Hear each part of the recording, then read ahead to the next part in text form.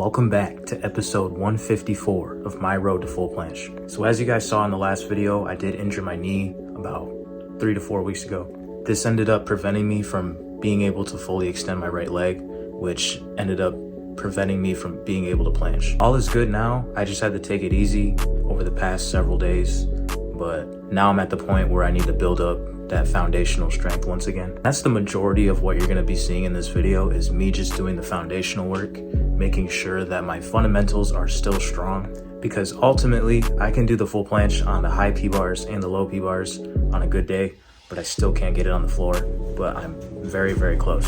So I'm hoping that before the year ends, these drills will translate to the full planche, and hopefully I'll be able to hold it for 3+ seconds or longer. As for the one arm handstand, I'm basically starting from scratch again, because I don't know if you guys are aware, with one arm handstand, you have to train it basically 5 to 6 times a week. As intense as that sounds, it makes sense, because with the handstand, you can also train that 5 to 6 times a week, and you're supposed to treat the one arm handstand as a regular handstand. Me taking 2 weeks off of it basically got rid of all of my balance and basically all of my handstand push-up strength. I'm not gonna lie, this is a pain in the ass. Like, it's so much easier to lose your progress than it is to gain. Most important aspect of all of this is to not give up on yourself. Even as detrimental as it seems at times, you just have to keep pushing through it. Even though progress has been slow, I'm still pretty happy on where I'm at, considering last year at this time, I was barely hitting full planche on the high P-bars, which is something that's still difficult now, but it's definitely manageable and easy. Not easy, but easy in comparison to last year. When you hit plateaus, it's really important to look back on how far you've came. It doesn't matter what it is, like in that particular niche. It could be calisthenics, could be cooking, could be whatever. If you just look back and see where you started and take a look at yourself now, you're gonna see the change. And that's what should keep you going, is the reason you started in the first place. It's definitely way easier said than done. If it was easy, everyone would do it. Also, over the next couple weeks or so, I'm gonna be purchasing a static bar, which will allow me to train planche indoors with a band. This means I don't have to freeze to death outside whenever I'm working out, and I can actually train properly indoors. I'm hoping this accelerates my planche progress as well as my front lever progress as well.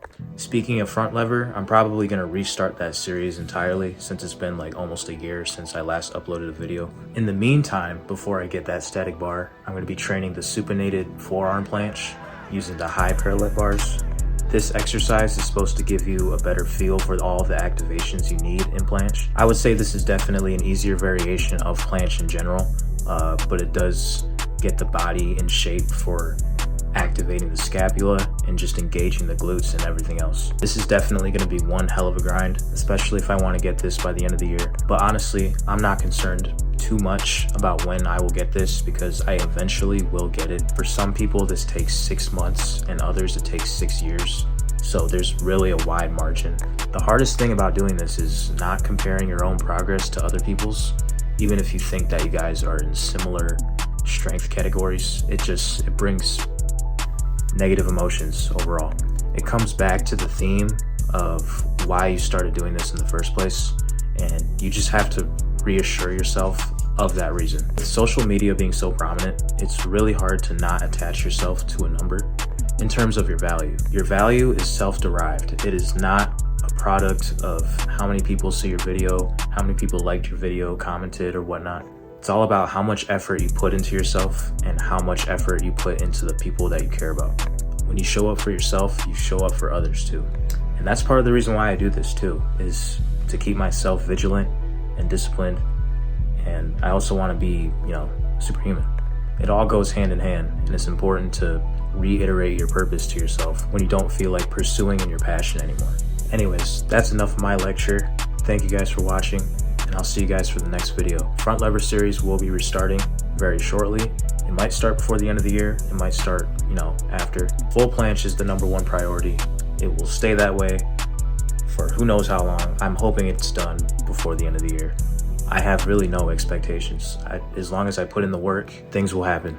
And that's the mindset you guys should have if you guys are going towards a skill, whether it's handstand, planche, muscle up, or anything in life. Just do the things you need to do and don't worry about the time frame. And I'm a big hypocrite when I say that, but like, It's good to have healthy time frames for your goals. Just don't make them so unreasonable that you can't reach them. Otherwise, don't worry about it. I'll see you guys for the next one.